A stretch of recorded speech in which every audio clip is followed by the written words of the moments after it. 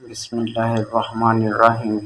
السلام علیکم ناظرین، اگر آپ حدیث شریف سننا پسند کرتے ہیں تو ہمارے چینل کو سبسکرائب کریں۔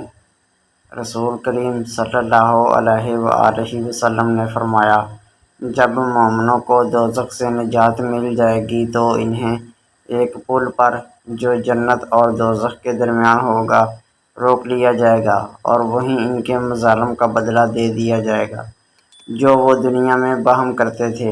پھر جب پاک صاف ہو جائیں گے تو انہیں جنت میں داخلہ کی اجازت دی جائے گی۔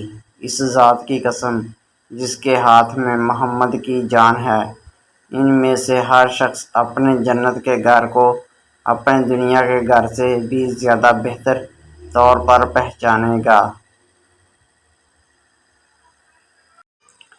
رسول کریم صلی اللہ علیہ وآلہ وسلم نے فرمایا، ایک مسلمان دوسرے مسلمان کا بھائی ہے، پس اس پر ظلم نہ کرے اور نہ ظلم ہونے دے۔ جو شخص اپنے بھائی کی ضرورت پوری کرے، اللہ تعالیٰ اس کی ضرورت پوری کرے گا۔ جو شخص کسی مسلمان کی ایک مصیبت کو دور کرے، اللہ تعالیٰ اس کی قیامت کی مصیبتوں میں سے ایک بڑی مصیبت کو دور فرمائے گا۔ اور جو شخص کسی مسلمان کے عیب کو چھپائے، اللہ تعالیٰ قیامت میں اس کے عیب چھپائے گا۔ رسول کریم صلی اللہ علیہ وآلہ وسلم نے فرمایا، اپنے بھائی کی مدد کر، خواہ وہ ظالم ہو یا مظلوم۔ صحابہ نے عرض کیا، یا رسول اللہ، ہم مظلوم کی تو مدد کر سکتے ہیں، لیکن ظالم کی مدد کس طرح کریں؟ آپ صلی اللہ علیہ وآلہ وسلم نے فرمایا کہ ظلم سے اس کا ہاتھ پکڑ لو، یہی اس کی مدد ہے۔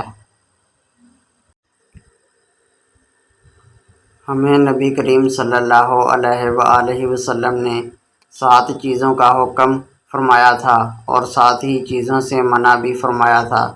جن چیزوں کا حکم فرمایا تھا ان میں انہوں نے مریض کی عیادت، جنازے کے پیچھے چلنے، چھینکنے والے کا جواب دینے، سلام کا جواب دینے، مظلوم کی مدد کرنے، دعوت کرنے والے کی دعوت قبول کرنے اور قسم پوری کرنے کا ذکر کیا۔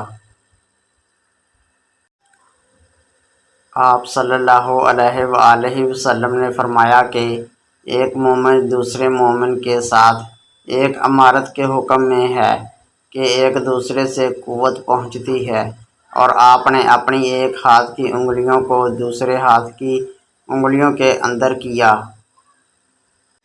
نبی کریم صلی اللہ علیہ وآلہ وسلم نے فرمایا، ظلم قیامت کے دن اندھیرے ہوں گے۔ نبی کریم صلی اللہ علیہ وآلہ وسلم نے معاذ رضی اللہ تعالیٰ عنہ کو جب عامل بنا کر یمن بھیجا تو آپ نے انہیں ہدایت فرمائی کہ مظلوم کی بددعا سے ڈرتے رہنا کہ اس کے اور اللہ تعالیٰ کے درمیان کوئی پردہ نہیں ہوتا۔ رسول کریم صلی اللہ علیہ وآلہ وسلم نے فرمایا، اگر کسی شخص کا ظلم کسی دوسرے کی عزت پر ہو یا کسی طریقہ سے ظلم کیا ہو تو اسے آج ہی اس دن کے آنے سے پہلے معاف کرا لے، جس دن نہ دینار ہوں گے نہ درہم، بلکہ اگر اس کا کوئی نیک عمل ہوگا تو اس کے ظلم کے بدلے میں وہی لے لیا جائے گا، اور اگر کوئی نیک عمل اس کے پاس نہیں ہوگا تو اس کے ساتھی مظلوم کی برائیاں اس پر ڈال دی جائیں گی۔